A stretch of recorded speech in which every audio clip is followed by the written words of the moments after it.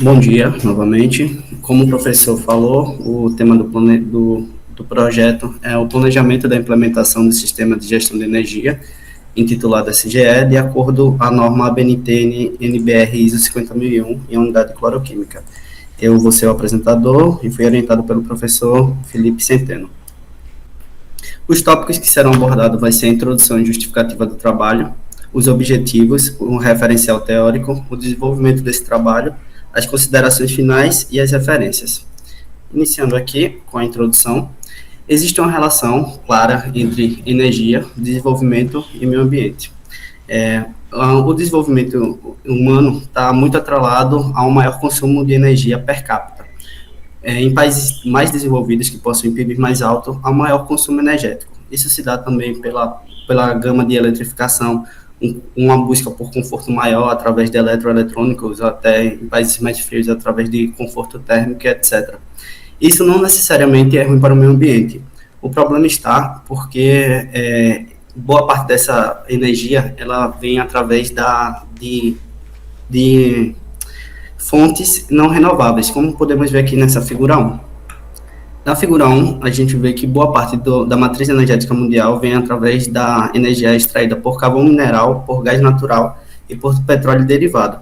Esse consumo energético dessas fontes elas aumentam os chamados GES, que são os gases de efeito estufa.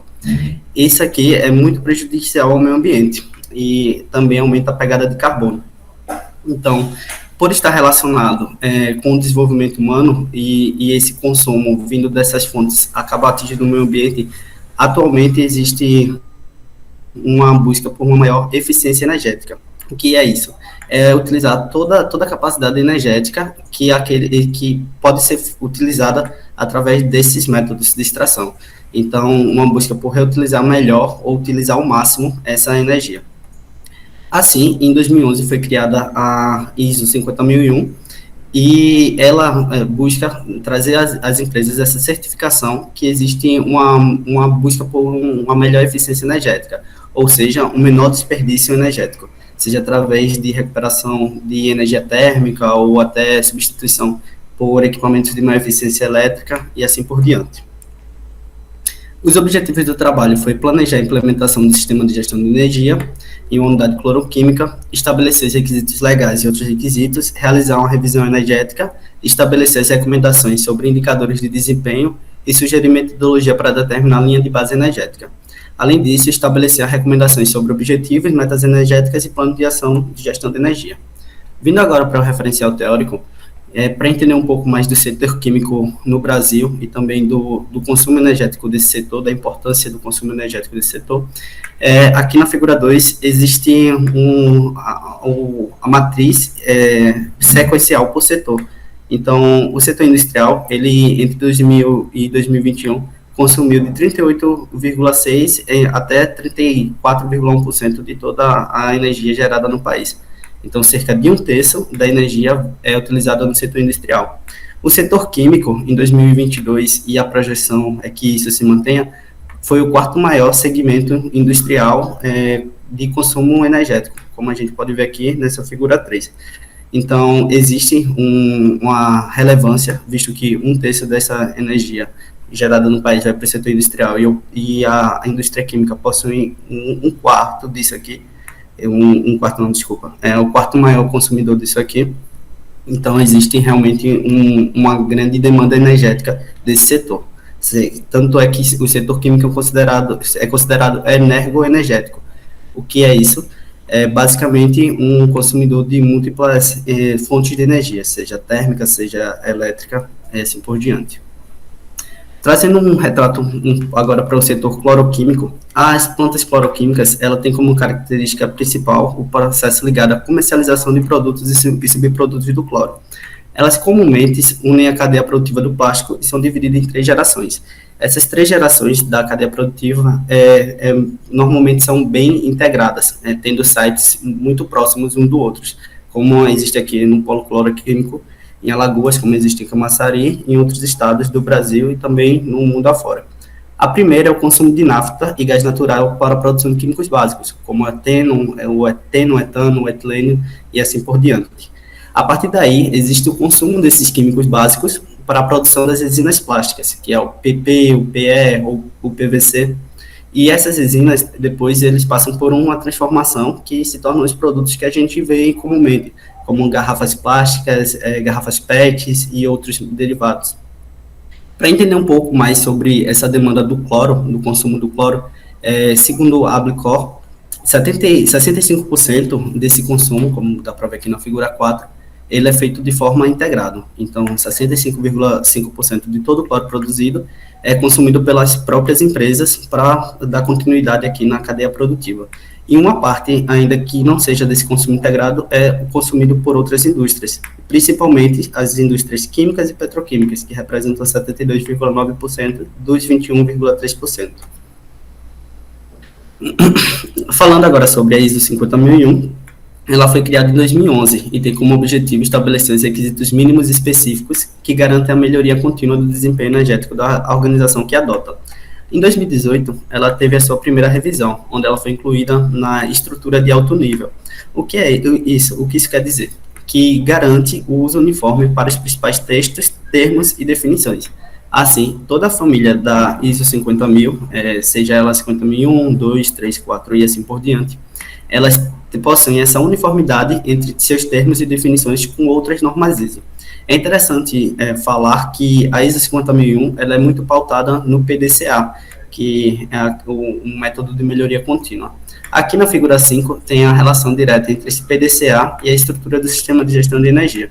Então, esses títulos aqui são títulos dos capítulos da norma. Então, na parte do P, né, o planejamento, tem realmente um capítulo chamado planejamento. A parte do fazer, tem a parte da operação, a parte do cheque, tem o desempenho e avaliação, que é através da criação de indicadores, e a parte do agir, são os planos de melhoria e assim por diante. Tudo isso pautado dentro de um escopo e um limite, como nós podemos ver aqui nessa linha pontilhada, onde antes disso é avaliado todas as necessidades internas e externas e as necessidades e expectativas das partes interessadas. Alguns benefícios da implementação. A primeira e a mais óbvia é a redução no consumo de energia. Isso garante uma redução de custo e uma melhor operabilidade das indústrias. A segunda é a melhoria na imagem da empresa e de terceiros, sejam eles consumidores, fornecedores ou investidores.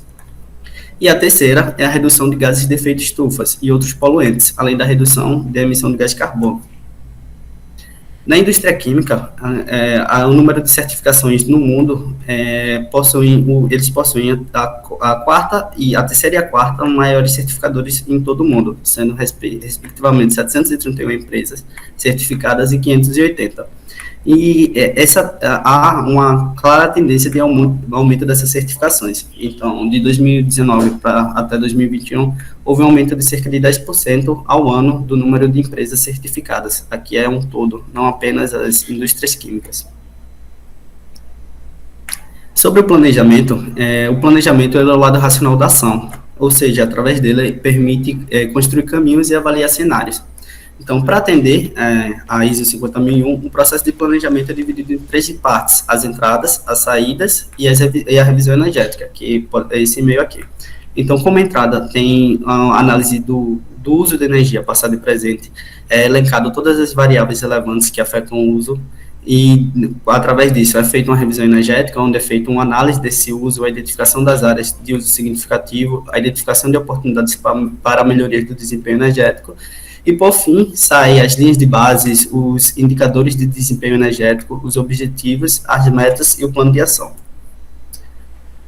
A metodologia desse trabalho foi feita inicialmente uma interpretação da norma, em cada um dos seus tópicos, o que era obrigatório e o que não era, os estabelecimentos dos requisitos legais e outros requisitos, aí a partir daí é feita uma revisão energética e, por fim, o estabelecimento das recomendações sobre objetivos, metas energéticas e planos de ação de gestão de energia.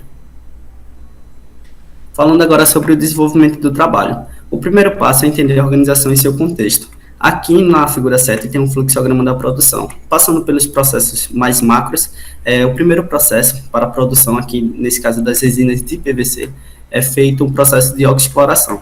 Dentro desse processo, entra-se os químicos básicos que passam por um reator de craqueamento e produz o dicloretano, que é o EDC. esse dicloretano ele vai para um sistema de tancagem, onde ele é armazenado e posteriormente passa pela destilação do EDC, onde separam os produtos que são mais leves e mais pesados. Aí essa separação é feita para ser reutilizado, reprocessado, com a parte que está mais pesada, que ainda não está com o seu grau de pureza necessário para o processo. Aí, após isso, é passado por um sistema por fornos de craqueamento. Esse craqueamento, ele entra esse EDC, esse dicloretano, e já sai aí o MVC, que é o monocloreto de vinila. Semelhante à etapa anterior de destilação, esse MVC ele é destilado, e após essa destilação, ele é armazenado em esferas. Esse monocloreto de vinila armazenado, ele é colocado em outro reator, um reator de polimerização, que aí é feito o PVC, policloreto de vinila, através de adição de outros químicos, junto com água mineralizada para controle de processo e inicializador para acelerar o tempo de reação.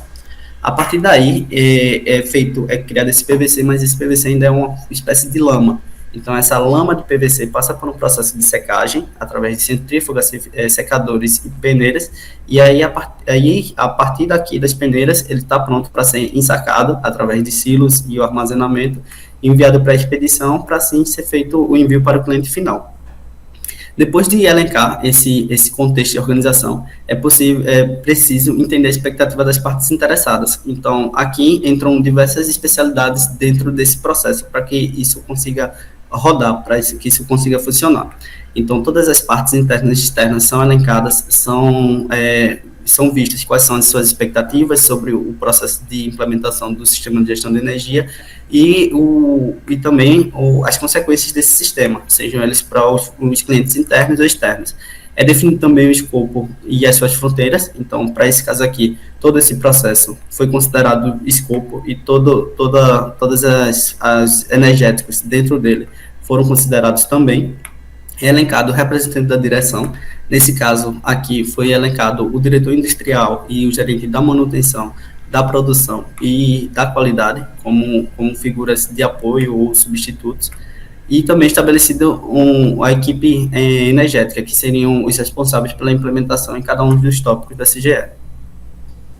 Depois disso, é definido a política energética, que é um comprometimento da alta direção, de uma promessa de que ele vai seguir esse sistema de gestão de energia e vai auxiliar dando todo o suporte necessário para a implementação, e elencados requisitos legais e outros requisitos. Esses requisitos legais e outros requisitos é levado em conta diversas áreas, seja jurídica, seja a partir de conselhos profissionais, a parte de políticas internas, acordos de sindicato, etc. Aqui na figura 9 tem só um pequeno recorte dos conselhos profissionais, tanto o Conselho Federal de Química quanto o Conselho Federal de Engenharia e Agronomia. Entrando agora na parte de revisão energética, o primeiro ponto é a análise de uso e consumo de energia. Então, para isso, pego todo o escopo anterior dos energéticos e, através disso, é verificado todos os tipos de energia em todo o sistema. E, a partir daí, vai filtrando subsistemas até chegar nos equipamentos que possuem um maior consumo de energia, como que foi o caso que nós escolhemos aqui. Então, depois disso, é estratificado e normalizado todos esses números. E os dois principais energéticos são o gás industrial natural, como a gente pode ver nesse gráfico aqui. Aqui tem um consumo energético de 2022 até 2023 e a energia elétrica. A partir daí, é feito um gráfico de Pareto dos equipamentos que possuem esses maiores consumos de energia. Como pode ser visto aqui, os maiores consumidores foram a caldeira, o secador, o forno de craqueamento, o reator de craqueamento e o reator de polimerização, que representa cerca de 70% de todo o consumo energético da planta. Com esses dados, tendo em posse esses dados, é preciso checar quais são as variáveis que vão afetar os usos. Então, para elencar todas essas variáveis, foi feito um balanço de massa e de energia. Aqui está o exemplo só do maior consumidor, da caldeira. Então, foi feita uma pesquisa das temperaturas e da pressão também, das variáveis de operação, que é utilizado durante esse processo. Aqui tem na equação o balanço de massa, então a massa da água, a massa de vapor, a massa dos gases de exaustão que entram e as massas que saem. dessa caldeira, e também um balanço de energia. Aí aqui é feito todo esse escopo, porque essas variáveis, elas precisam ser identificadas e segregadas no que são as variáveis de projeto e as variáveis de operação. Como são variáveis, podem ser controladas, e com esse controle podem ser identificadas oportunidades para melhoria desse desempenho. Aí aqui tem um recorte também das variáveis da caldeira, então a massa da água, quais são as variáveis de projeto, as variáveis de operação, o metano, a diferença de temperatura. Então aqui como variáveis de projeto pode ser a conservação do calor interno, que pode ter a ver com uma parte do isolamento térmico, enfim.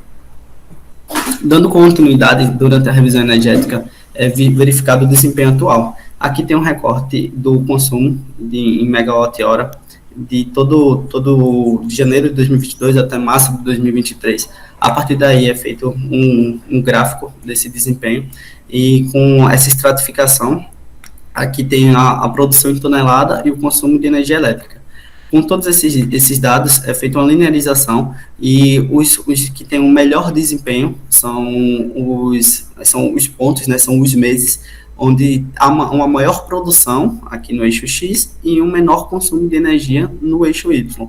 A partir daqui, é feito também uma linearização do melhor desempenho do ano, para tentar sempre puxar essa linha o mais baixo possível. Aqui também tem as equações do desempenho, para possíveis identificações de melhoras e quantificar esses valores, e do desempenho anual, então levando em conta até os piores meses aqui, do desempenho, dos melhores desempenhos. Na revisão energética também é feito a priorização e avaliação de oportunidades. Então, duas maneiras de identificar. Uma por meio do banco de ideias. Esse banco de ideias consiste em as pessoas que têm alguma ideia colocar, adicionar essa informação em algum ponto, e aí ele é feito um filtro para que, assim, é como se fosse um brainstorm, mas não formal. Então, essa identificação fica guardada em um banco, e esse banco é consultado, e aí as ideias que têm uma melhor aplicabilidade e um melhor desempenho podem ser estudadas mais a fundo para ser elencadas ou não.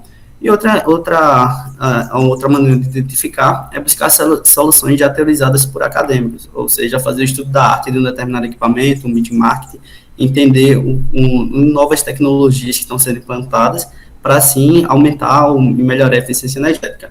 Aqui tem um exemplo dos critérios de priorização, que aí vai muito de acordo com o que a empresa, com a organização pretende. Nesse exemplo, tem os critérios que podem ser a estimativa da economia de energia, o tempo de retorno sobre o investimento, a complexidade da implementação, se há redução no consumo de carbono e se há redução de riscos relacionados à segurança, saúde e meio ambiente. Com algumas ideias já sendo pegas pelo banco ou pelo estudo da arte dos equipamentos, aqui tem uma pontuação, um exemplo de priorização entre pontuação fictícia, com base nos critérios anteriores, e um desses exemplos que aqui eu vou até passar para um plano de ação da caldeira, que é a instalação do dispositivo marcador de posição da taxa de gás combustível em função de ar de combustão, melhorando assim a eficiência dessa caldeira, que é uma coisa já utilizada em algumas outras indústrias e já é teorizada em alguns artigos. Para estabelecer os indicadores de desempenho energético, é necessário criar uma linha de base energética. E esse indicador energético ele pode ser em função de qualquer variável. Nesse caso, é megawatt-hora por tonelada mês. Aí aqui tem o consumo, a produção em toneladas, semelhante ao caso da caldeira, e também as equações, tanto da equação da linha de base, e assim como no caso da caldeira, aqui está estratificado os melhores meses, e também a linearização da meta.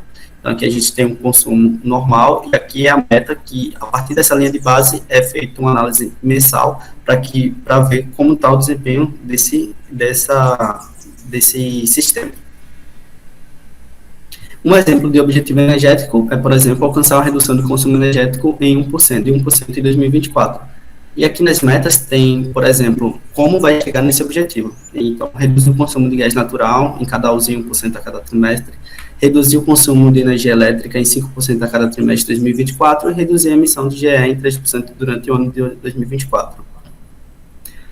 Um exemplo de plano de ação, como eu havia falado, é o uso relacionado à caldeira. Aí aqui tem que ter todos esses detalhes sobre o que é o plano de ação, o objetivo, qual é a sua meta, a sua origem, o motivo, a economia de energia estimada, o motivo da ação, o custo estimado, as tarefas junto com os seus responsáveis e seus prazos, qual é o indicador que vai ser utilizado, qual é o indicador que vai ser utilizado na linha de base, qual a meta e o plano de medição e verificação para ver se esse projeto está dando certo ou não. Trazendo agora aqui as considerações finais, através dos resultados obtidos anteriormente, foi possível desenvolver uma política energética, uma revisão energética e um plano de ação para cada uso, além de criar balizadores e trazer todas as influências internas e externas que podem vir a afetar o desempenho do SGE. Para um caso real, esse aqui é considerado o primeiro ciclo do planejamento, que seria o primeiro P, podendo assim alguns dos tópicos tratados serem modificados a partir do cheque. Alguns, como o escopo inicial, pode ser feita uma auditoria também interna, e nessa auditoria interna retirar alguns energéticos ou adicionar alguns energéticos ou parte deles. E, por fim, esse trabalho deixou evidente que há chances de ganho energético na indústria cloroquímica e que isso pode vir a se tornar um diferencial competitivo no mercado. Essa parte aqui evidente está muito relacionado às metas vistas anteriormente. Dá para ver que existem meses que há uma melhor operação de toda a planta com menor consumo energético. Então, tem uma maior produção e um menor consumo energético. A busca é tentar padronizar isso e verificar e checar o porquê de existir essa dissonância entre alguns meses de maior consumo energético e menor produção, e tentar linearizar e trazer todos para baixo da meta. Aqui estão as referências utilizadas nessa apresentação. E é isso, pessoal. Muito obrigado por ouvir aqui a apresentação.